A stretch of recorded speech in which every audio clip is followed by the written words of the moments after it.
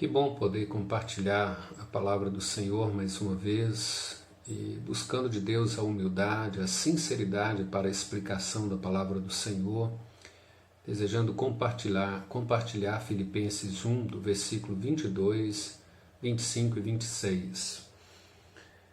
Entretanto, se o viver na carne traz fruto para o meu trabalho, já não sei o que hei de escolher.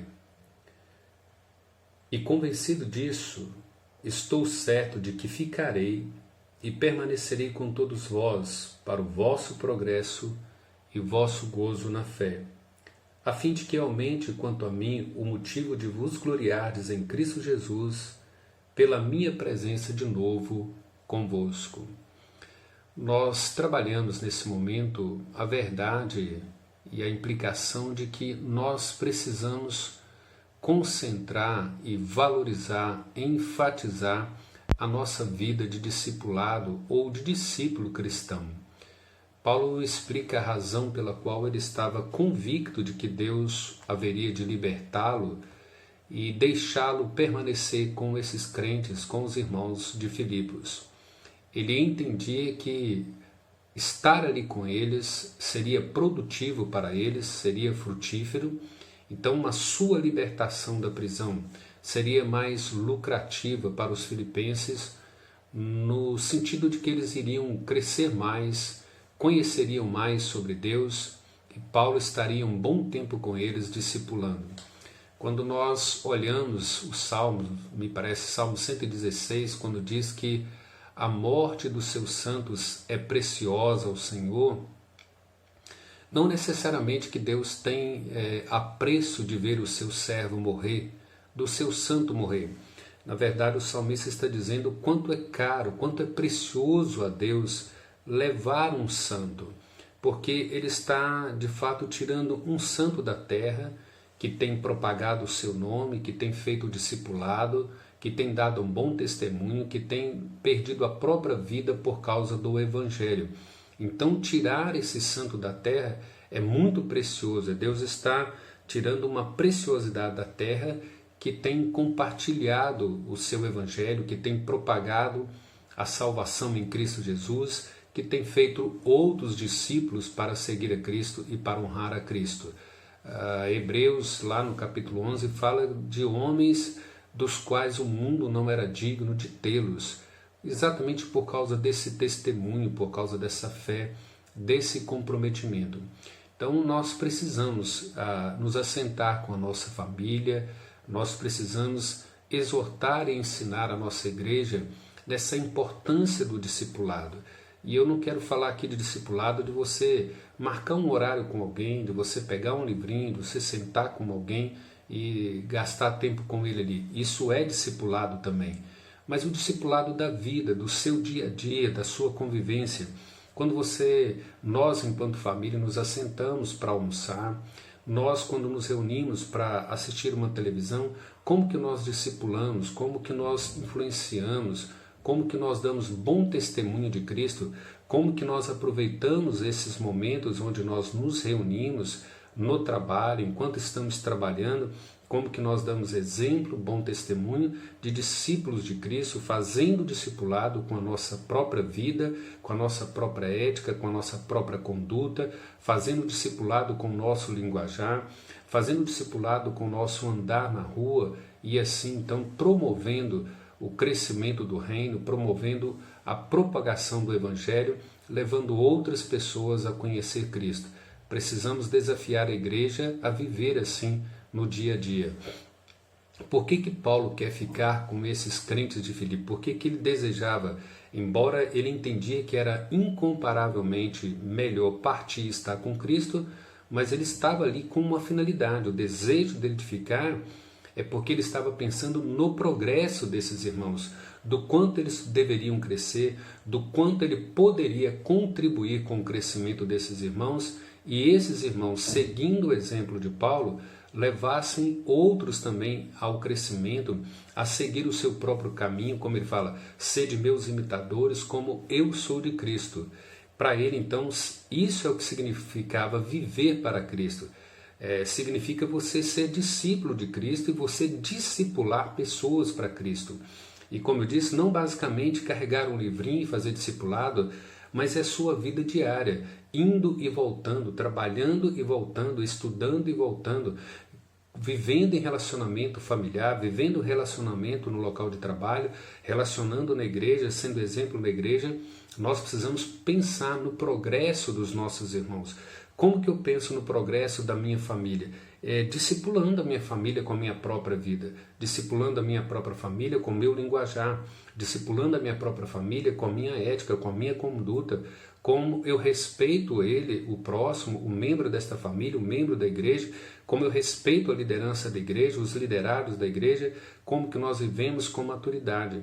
Então, pensando no progresso um do outro, pensando assim, se nós somos discípulos e nós discipulamos com a própria vida, com a própria conduta, com a própria ética, palavras, viver, pensar, nós estamos formando outros discípulos e esses discípulos seguirão os nossos caminhos, imitando a Cristo, e por certo, eles também irão discipular outros com a própria vida, com a própria conduta.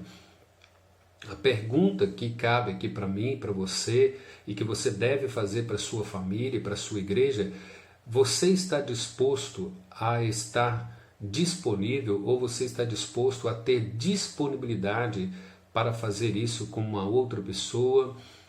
Pergunte a si mesmo: quanto tempo você tem discipulado o seu cônjuge? Ou quanto tempo você tem discipulado os seus filhos?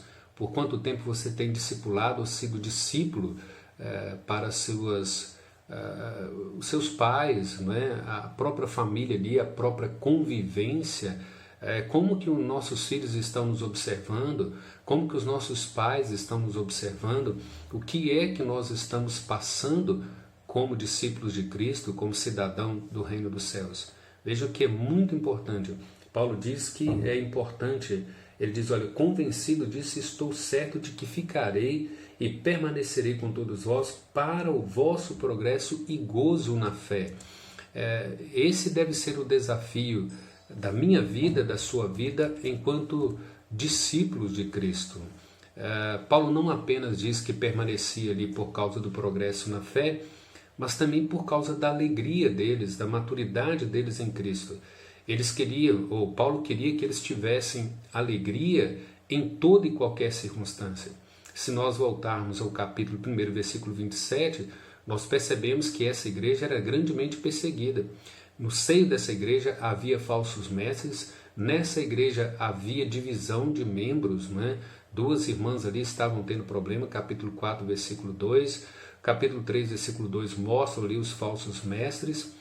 Então, diante de todas essas perseguições, eles, olha, vocês precisam crescer, vocês precisam discipular, vocês precisam fazer discípulos, vocês precisam ser discipuladores, e nós precisamos viver com uma alegria acima de toda e qualquer coisa. Ele explica que em meio a esse progresso, essa alegria, a igreja precisava entender que a vida cristã, a vida de discipulado, ela é extremamente difícil.